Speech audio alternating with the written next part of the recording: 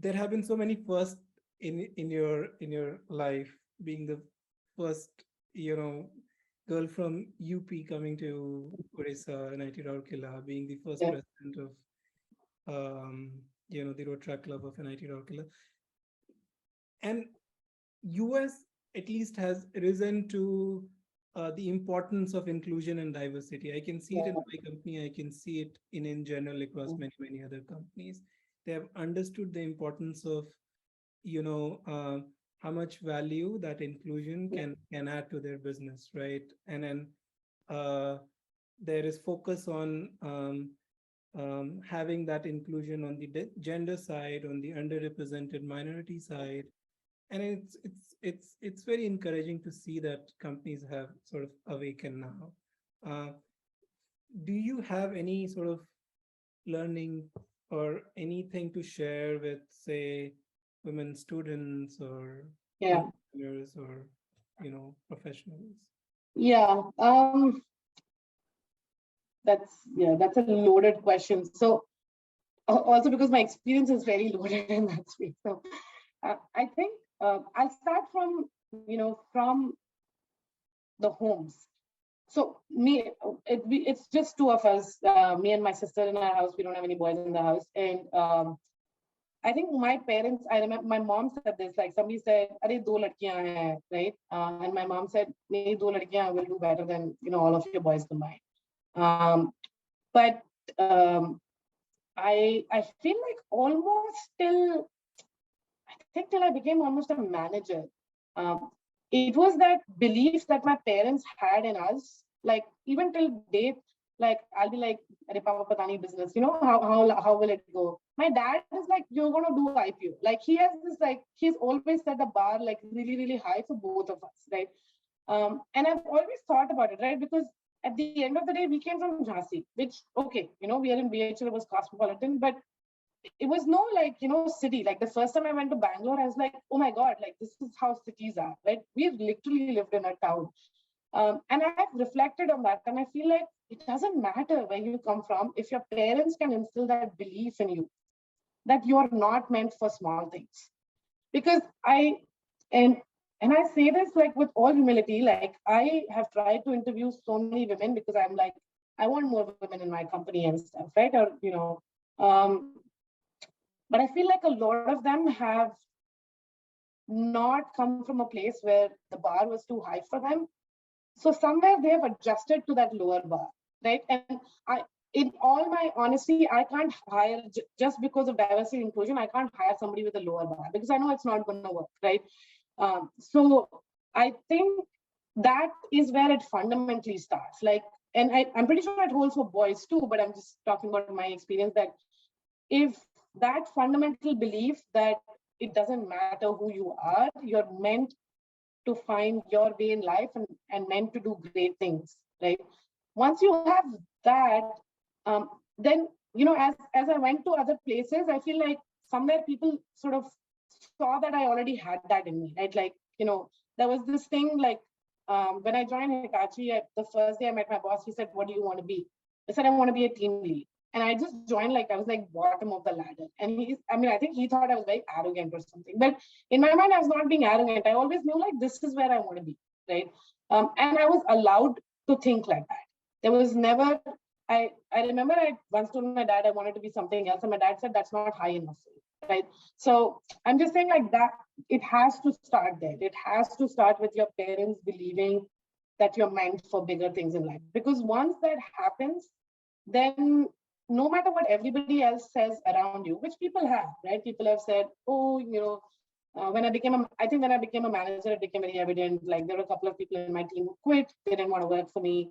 They just felt like it was, a sort of a down thing for them to like work for me and stuff. And my manager said, yeah, because you're a woman manager, they don't like you. And that was the first time somebody said that to me. I'm like, what does that mean? Like, I'm doing my job well. Like, how does that even matter? Yeah. So I feel like we really need to start at home. And we need to start with our boys and we need to start with our girls.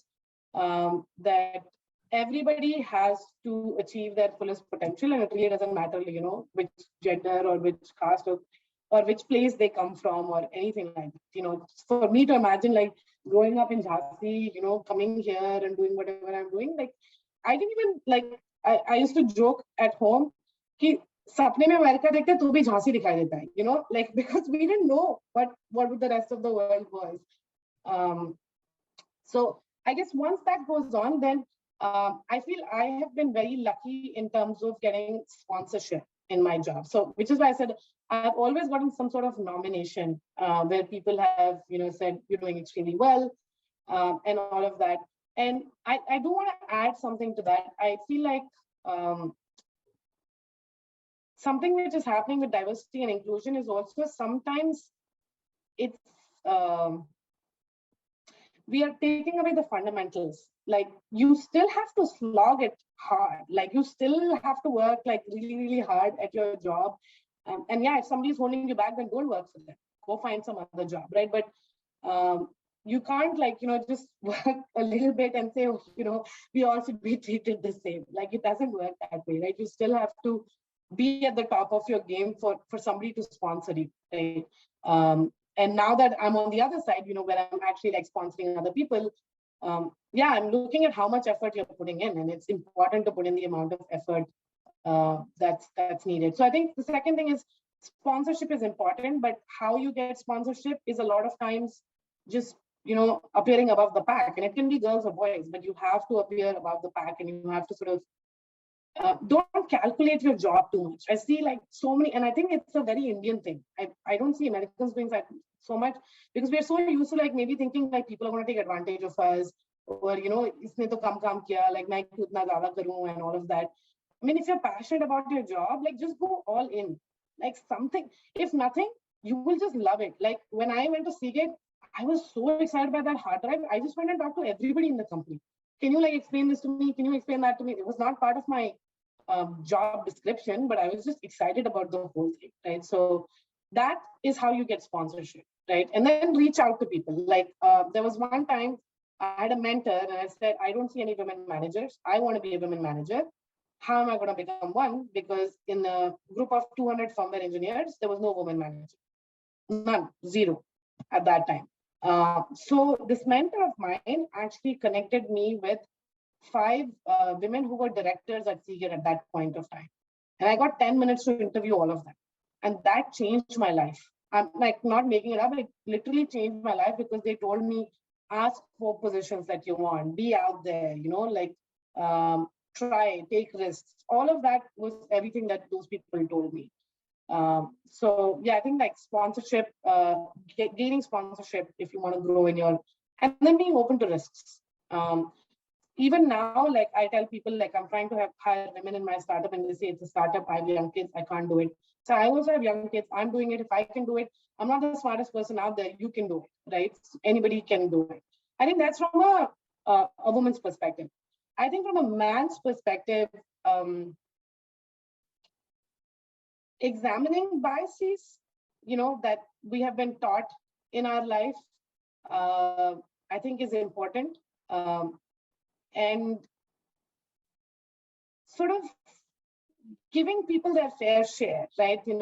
I feel like sometimes people have I'm not talking about people who don't have the wrong intent, who have the wrong intent. There are some people who are just like biased, right?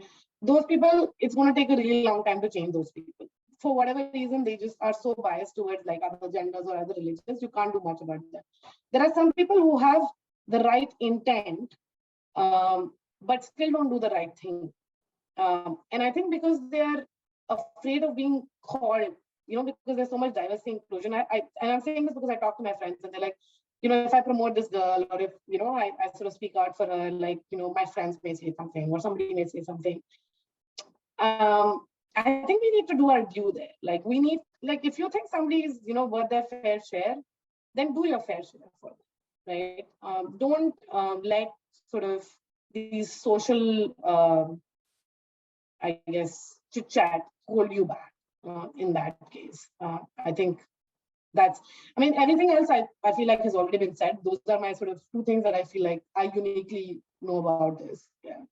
And that's a very insightful answer, Akhila. And, I'm going to invite some of the men leaders as well, whom I know at least from what I have seen them talking about, that they really believe in giving people their due, and they understand these biases. And I want them to also talk about, because it is very important for many men in our society who are going to sort of also enter the workforce to kind of understand some of these things. And at least, there are people who are already in the workforce and they have a set way of thinking. I'm not Right. sure if they're going to change their mind. Yes. People who haven't started their career, they have the right perspective. And then, of course, coming from you is one thing, but then they may say that this is a woman's perspective. So I also want some senior men leaders to come and talk about that, Yeah. um, and then have them sort of understand this Yeah. more holistically, and then avoid the pitfall that many people fall into. Many Yeah. fall into. I mean, I would say even for the guys who are coming into the workforce, right? I would say, treat everybody as fair competition. Like Right. sometimes people feel like it's become. When you see a women getting promoted, many a Yeah. time you hear people, either they will now, with inclusion and diversity being a thing, they will attribute it to Yes. inclusion and diversity, which is Yes. totally wrong. She got Yes. promoted because she was good, and it's just Right. earlier there were many biases. We're just trying to minimize it. That's what is Yeah. happening right now in Right. inclusion and diversity, right? That's Yeah. one thing. Second thing is, so the way people talk, not sort of attributing it to their hard work or to their skill Yeah. or to their talent, but